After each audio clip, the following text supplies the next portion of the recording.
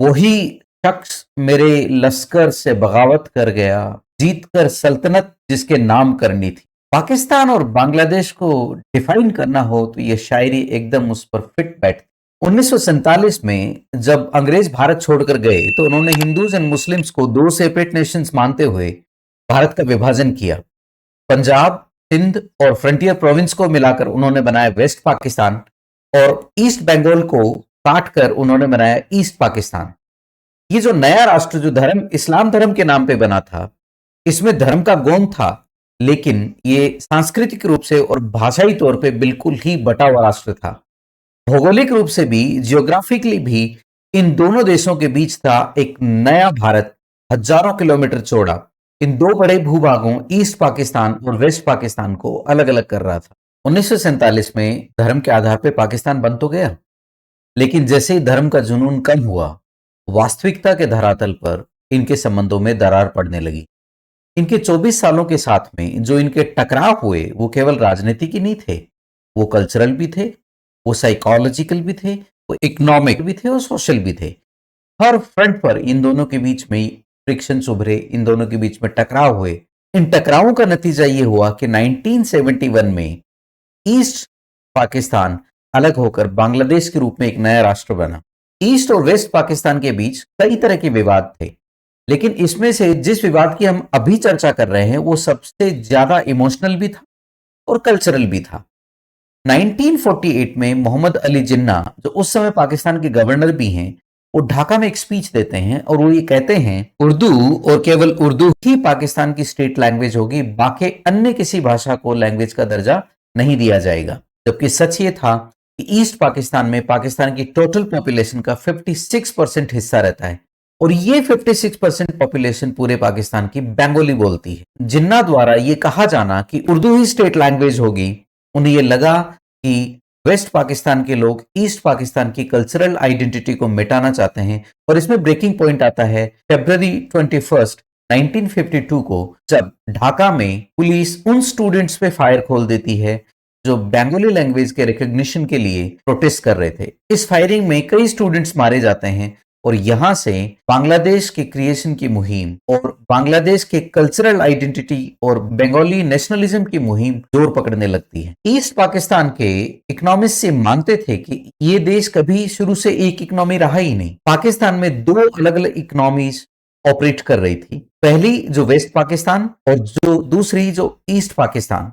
दोनों के लिए अलग अलग तरह के मॉडल्स इस्तेमाल किए जा रहे थे। पाकिस्तान का मेन एक्सपोर्ट था जूट, जिसे हम गोल्डन फाइबर भी कहते हैं, और ये जूट ज्यादातर बांग्लादेश, आज के बांग्लादेश यानी ईस्ट पाकिस्तान में पैदा होता था और इससे जो भी रेवेन्यू आता था उसको इंडस्ट्रियलाइज कर रहा था पाकिस्तान लाहौर और कराची को। और अगर बजट एलोकेशन की बात करें तो 1950 से 1970 के बीच वेस्ट पाकिस्तान पे बजट का ज्यादातर हिस्सा यानी 70%, एग्जैक्टली 70% वेस्ट पाकिस्तान में खर्च हो रहा था और केवल 30% ईस्ट पाकिस्तान में खर्च हो रहा था।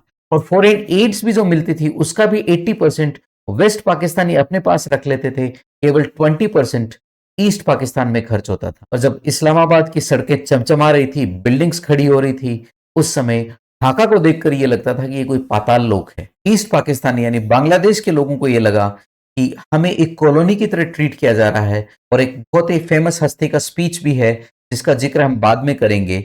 और एक फेमस हस्ती जब इस्लामाबाद गई ईस्ट पाकिस्तान से तो उन्होंने ये कहा, मुझे इस्लामाबाद की सड़कों से पटसन की खुशबू आती है।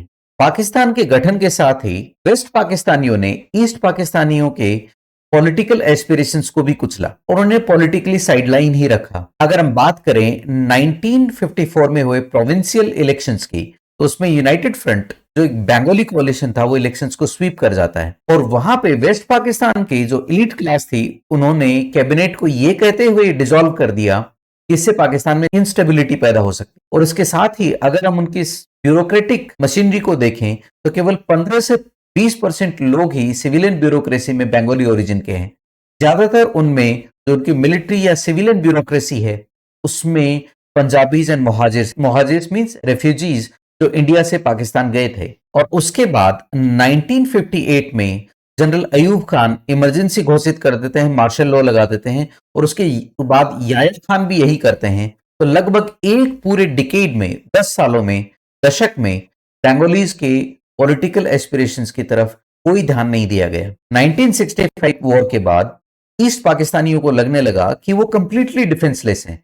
हुआ यूं था कि 1965 वॉर में पाकिस्तानी आर्मी का पूरा फोकस कश्मीर और वेस्ट फ्रंट पे था। ईस्ट फ्रंट को कंप्लीटली डिफेंसलेस छोड़ दिया गया। ईस्ट पाकिस्तान के लोगों को लगा कि हमारी सिक्योरिटी इन लोगों के लिए मैटर नहीं करती। अगर आर्मी के आंकड़ों पे नजर डालें, और मैंने पिछले वीडियो जिसमें मैंने पाकिस्तान की हिस्ट्री का जिक्र किया है उसमें यह भी बताया था कि पाकिस्तान के गठन के समय पाकिस्तान के हिस्से में एक बहुत बड़ी आर्मी आई थी, लेकिन अनफॉर्चुनेटली उस समय पाकिस्तानी आर्मी में केवल 10% बंगालीज हैं और ऑफिसर सेगमेंट में तो बंगालीज का प्रेजेंस नेग्लिजिबल है।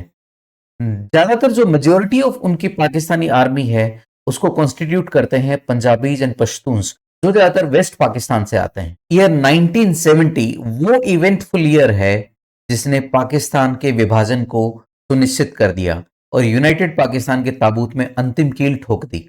और ये कील ठोकने का काम किसी दूसरे ने नहीं, स्वयं पाकिस्तानियों ने ही किया। 1970 में ईस्ट पाकिस्तान में एक बड़ा साइक्लोन आया जिसका नाम था साइक्लोन भोला। इसमें 5 लाख बंगालीज मारे जाते हैं। पाकिस्तान की मिलिट्री कोई रिलीफ ऑपरेशन नहीं चलाती है और उस समय शेख मुजीबुर रहमान कहते हैं कि हमारे पास आर्मी बहुत पावरफुल है, लेकिन हमारे मुर्दों को दफनाने का काम तो ब्रिटिश मरीन्स कर रहे हैं। और उसी ईयर 1970 में पाकिस्तान में जनरल इलेक्शंस भी कंडक्ट करवाए जाते हैं। उस समय आवामी लीग, जिसके लीडर शेख मुजीबुर रहमान हैं, उनके नेतृत्व में 300 सीट्स में से आवामी लीग को 160 सीट्स मिलती हैं। ये पार्टी एक लैंडस्लाइड विक्ट्री दर्ज करती है पाकिस्तान में। लेकिन यहां पे पावर ट्रांसफर करने के बजाय पाकिस्तानी पीपल्स पार्टी के लीडर जुल्फिकार अली भुट्टो मिलिट्री हुंटा के साथ मिलकर, यानी सैन्य शासकों के साथ मिलकर गवर्नमेंट के गठन को डिले करते हैं। और जब बातचीत फेल हो जाती है तो पाकिस्तानी आर्मी मार्च 25, 1971 को ऑपरेशन सर्चलाइट शुरू करती है और बंगालीज का जिनोसाइड शुरू कर देती है और अपने ही नागरिकों को मौत के घाट उतारने लग जाती। और इस मिलिट्री क्रैकडाउन का नतीजा ये हुआ कि ये कॉन्फ्लिक्ट बढ़ता चला गया और इसकी परिणति अंत में बांग्लादेश के गठन के साथ हुई। और यही कॉन्फ्लिक्ट वो फाइनल कॉन्फ्लिक्ट था जो बाद में लिबरेशन ऑफ बांग्लादेश के लिए जिम्मेदार बना और उसमें इंडिया भी इन्वॉल्व हुआ। उसका जिक्र किसी और वीडियो में। और पाकिस्तानी मिलिट्री ने ये ऑपरेशन सर्चलाइट क्यों शुरू किया? क्योंकि मार्च 7, 1971 को ढाका में शेख मुजीबुर रहमान ने एक जबरदस्त भाषण दिया और उन्होंने जय बांग्ला का नारा दिया और उन्होंने बांग्लादेश की आजादी की घोषणा कर दी। उन्होंने कहा कि हमने 23 साल तक बहुत पीड़ा झेली है और अब हम नहीं झेल पाएंगे। उन्होंने उसमें यह कहा कि लोगों को एक आर्म स्ट्रगल के लिए, यानी कि सशस्त्र संघर्ष के लिए तैयार हो जाना चाहिए। और उसी के नतीजन उसी महीने के मार्च 25 को पाकिस्तानी आर्मी ऑपरेशन सर्चलाइट शुरू कर देती है। ऑपरेशन सर्चलाइट में पाकिस्तानी आर्मी अकेले एक्ट नहीं कर रही है, उसके साथ 2 संगठन और हैं जिसका नाम है अल बद्र, जो जमाते इस्लामी का पार्टी का एक संगठन है। जमाते इस्लामी प्रो पाकिस्तानी पार्टी थी और उसके साथ थे रजाकार्स। इन्होंने माइनॉरिटीज को, सेक्युलरिस्ट को, इंटेलेक्चुअल्स को, सभी को टारगेट करना शुरू किया और मास किलिंग शुरू कर दी बांग्लादेश में। और उसकी वजह से इंडिया में लगभग 10 मिलियन बांग्लादेशीज एंटर कर जाते हैं और भारत में एक बहुत बड़ी रेफ्यूजी क्राइसिस खड़ी हो जाती है। उस रेफ्यूजी क्राइसिस को क्वेल करने के लिए और बांग्लादेश को लिबरेट करने के लिए इंडियन आर्मी सितंबर 1971 में ऑपरेशन लॉन्च करती है जिसका नाम है operation cactus lily. Operation cactus lily के दौरान दिसंबर 9 से लेकर दिसंबर 12 तक इंडियन एयरफोर्स ईस्ट पाकिस्तान में कई ऑपरेशंस कंडक्ट करती है। इन ऑपरेशंस का नतीजा ये होता है कि इंडियन आर्मी स्विफ्टली बांग्लादेश में ढाका की तरफ मूव करती है और 16 दिसंबर को जनरल एके नियाजी अपने 90,000 सैनिकों के साथ इंडियन आर्मी के सामने सरेंडर कर देते हैं और उसी दिन पूरा का पूरा वॉर कोलैप्स हो जाता है और इंडियन आर्मी को एक मैसिव विक्ट्री मिलती है बांग्लादेश में और बांग्लादेश का गठन होता है। अगस्त 15, 1975 को दुनिया भर के न्यूज़पेपर्स में हेडलाइंस फ्लैश करती हैं, शेख मुजीबुर रहमान एसेसिनेटेड। उनका एसेसिनेशन उन्हीं की मिलिट्री ने किया। बांग्लादेश में मिलिट्री कू हो जाता है और उनकी मृत्यु के साथ बांग्लादेश में मिलिट्री शासन लग जाता है। और उसके बाद उसी साल जनरल जियाउर रहमान उनके कॉन्स्टिट्यूशन से सेक्युलरिज्म शब्द को हटाकर एब्सोल्यूट ट्रस्ट इन ऑलमाइटी अल्लाह डाल देते हैं और उसी के साथ ही एक छोटा-सा दौर सेक्युलरिज़्म का बांग्लादेश में खत्म हो जाता है और उसके कुछ समय बाद जनरल इरशाद बांग्लादेश में इस्लाम को स्टेट रिलीजन घोषित कर देते हैं। सारी की सारी इस्लामिक पार्टियां या इस्लामिक कट्टरपंथी पार्टियों पर से बैन हटा लिया जाता है। जमाते इस्लामी जिनके लीडर शुरू से ही बांग्लादेश के क्रिएशन को अपोज कर रहे थे, उनको रिहेबिलिटेट किया जाता है और वो मेन स्ट्रीम पॉलिटिक्स में वापस आ जाते हैं। और इसके साथ ही बांग्लादेश में रेडिकलाइजेशन के बीज बो दिए जाते हैं, कट्टरपंथ के बीज बो दिए जाते हैं। 1991 में बांग्लादेश में वापस डेमोक्रेसी का दौर लौटता है और ये दौर है बैटल ऑफ बेगम्स का। इनमें दो प्रमुख महिलाओं का बड़ा रोल रहा है अगले 3 दशकों में, जिसमें से पहली हैं शेख हसीना।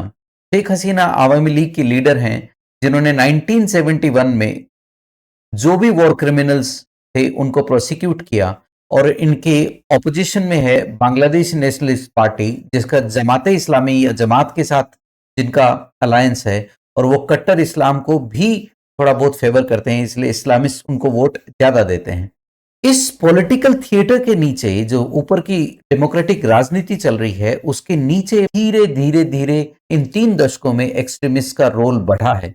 जैसे कुछ एक्सट्रीमिस्ट संगठन हुए, जैसे हिफाजते इस्लाम, जो मदरसात से निकला और वो ये कहता है कि बांग्लादेश में पाकिस्तान के तर्ज पे ब्लास्फेमी लॉज होने चाहिए, और उन्होंने कई सेक्युलर ब्लॉगर्स को भी मार डाला।